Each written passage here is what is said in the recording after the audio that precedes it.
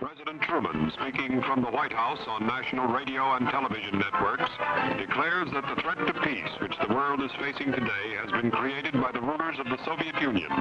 He states that the free nations must unite to strengthen their defenses against communist imperialism. I'm going to talk to you about what our country is up against and what we're going to do about it. Our homes, our nation, all the things we believe in are in great danger. This danger has been created by the rulers of the Soviet Union. For 5 years, we've been working for peace and justice among nations. We have helped to bring the free nations of the world together in a great movement to establish lasting peace.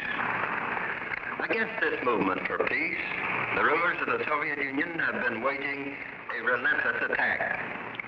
They have tried to undermine or overwhelm the free nations one by one. They've used threats and treachery and violence. The communists show that they are now willing to push the world to the brink of a general war to get what they want. This is the real meaning of the events that have been taking place in Korea. This is why we are in such grave danger. The future of civilization depends on what we do now, and in the months ahead. We have the strength and we have the courage to overcome the danger that threatens our country. We must act calmly and wisely and resolutely. Here are the things we will do. First, we will continue to uphold, and if necessary, to defend with arms, the principles of the United Nations.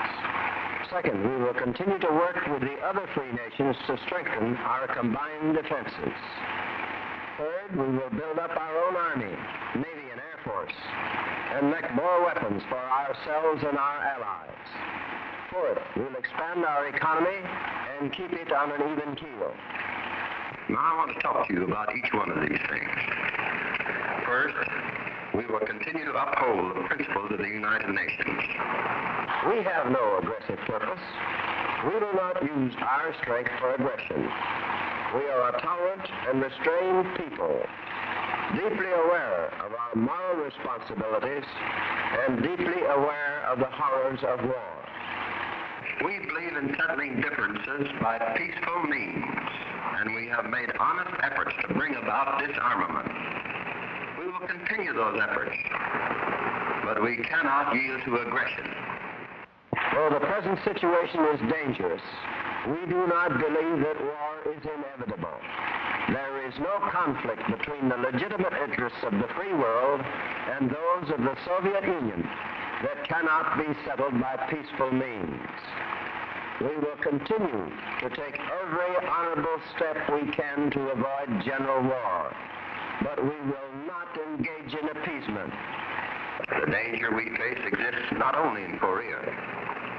Therefore, the second thing we're going to do is to increase our efforts with other free nations to build up defenses against aggression in other parts of the world. In dealing with the Korean crisis, we're not going to ignore the danger of aggression elsewhere. There is actual warfare in the Far East, but Europe and the rest of the world are also in very great danger. The same menace, the menace of communist aggression, threatens Europe as well as Asia. Other free nations need our help, and we need theirs. We must work with a sense of real partnership and common purpose with these nations. We must stand firm with our allies, who have shown their courage and their love of freedom. The United States, Canada, and the 10 nations of Western Europe who are united with us in the North Atlantic Treaty have already begun to create combined military defenses.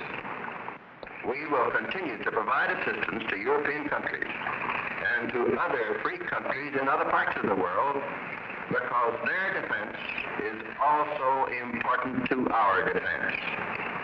The communist rulers are trying their best to split the free nations apart. If they should succeed, they would do staggering damage to the cause of freedom. Unity with our allies is now and must continue to be the foundation of our effort. Working together, the free nations can create military forces strong enough to convince the communist rulers that they cannot gain by aggression.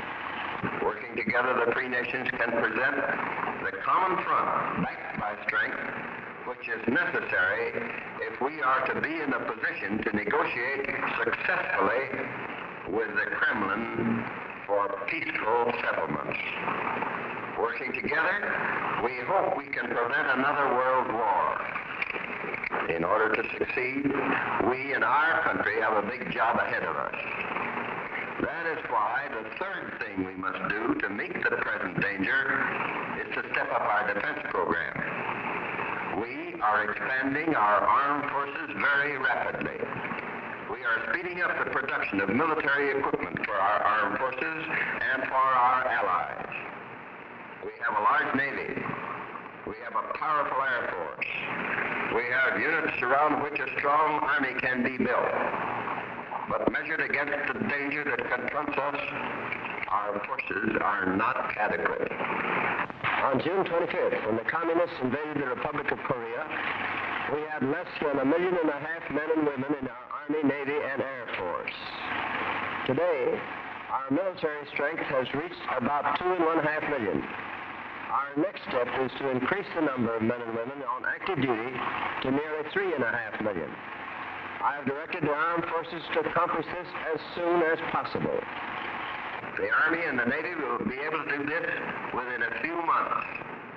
It'll take the Air Force somewhat longer. In addition to these men and women on active duty, we have about 2 million more in the National Guard and the Reserves who are subject to call. Within 1 year, combat vehicles will be coming off the production line at 4 times today's rate. Within 1 year, the rate of production of electronics equipment for defense will have multiplied 4.5 times. These will not be weapons for our own armed forces alone. They will constitute an arsenal for the defense of freedom. Out of this arsenal, we will be able to send weapons to other free nations to add to what they can produce for their own defenses. And in this same arsenal, we will provide a large reserve of weapons to equip additional units in our armed forces whenever that may be necessary. In order to build the military strength we need, we will have to expand our production greatly. Because our freedom is in danger, we are united in its defense. Let no aggressor think we are divided. Our great strength is the loyalty and fellowship of a free people. We pull together when we are in trouble, and we do it by our own choice, not out of fear, but out of love for the great values of our American life that we all have a share in. We should draw renewed courage and faith from the response of the free world to that aggression. What the free nations have done in Korea is right, and men all over the world know that it's right. Whatever temporary setbacks there may be, the right will prevail in the end. We must understand that we cannot achieve peace by ourselves, but only by cooperating with other free nations and with the men and women who love freedom everywhere. We must remember that our goal is not war, but peace. Throughout the world, our name stands for international justice and for a world based on the principles of law and order. We must keep it that way. We are willing to negotiate differences, but we will not yield to aggression. Appeasement of evil is not the road to peace. The American people have always met danger with courage and determination. I am confident we will do that now. And with God's help, we shall keep our freedom.